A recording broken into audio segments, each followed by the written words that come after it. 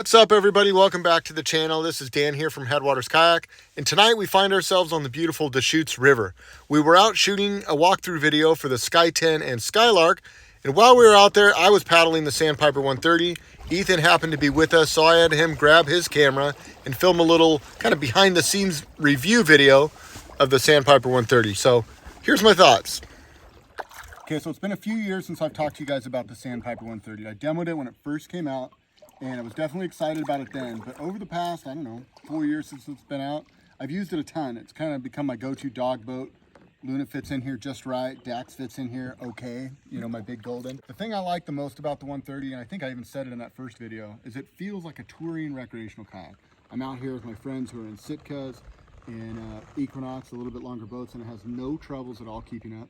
But I'm able to have like my big camera in my lap. You know, I'm not worried about having this piece of gear with me, getting footage, like zooming around, not really paying attention at all to my stability. I was actually able to get back in this back hatch. I had my camera bag back here.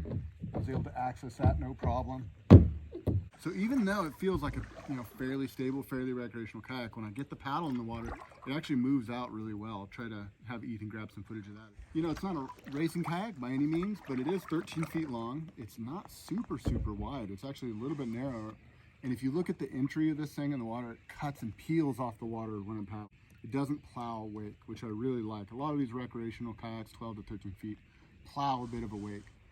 One of the things about the Eddyline is they're able to get that entry so much sharper with the way they mold the material that it just has a whole different feel in the water.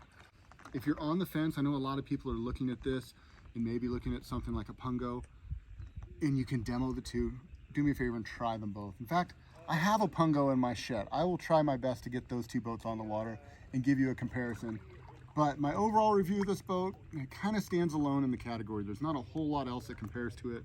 The only boat I paddle that would be similar would be like the Stellar Compass 11, but it's 11 feet. This feels significantly faster and more comfortable because it's got the chair. It's just an all-around different boat, and I think it really stands alone. So if you're looking for that recreational kayak that you can bring your dog, you can take photos, you can bring some camping gear, I definitely recommend the Sandpiper 130.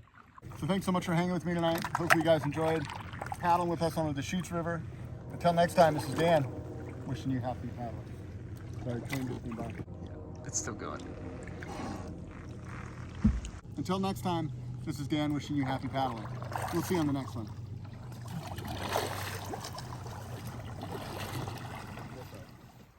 First thing is we'll get the nice camera out of the way.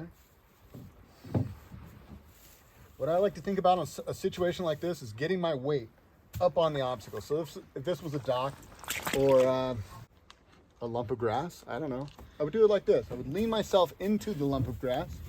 I've got my feet along the keel in the center, and I roll my weight forward. Now that my weight's up on here, the boat can't really fall out.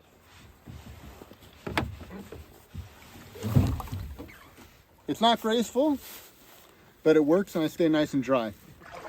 It's always tough. That's probably the hardest way to get out. It's like a high dock or like this, a high mound of grass. But it is doable and you can do it. That's just my preferred method. Now getting back in, same, I would drop my feet to the center of the boat, hold on to the cockpit. I still try to keep my weight leaned onto the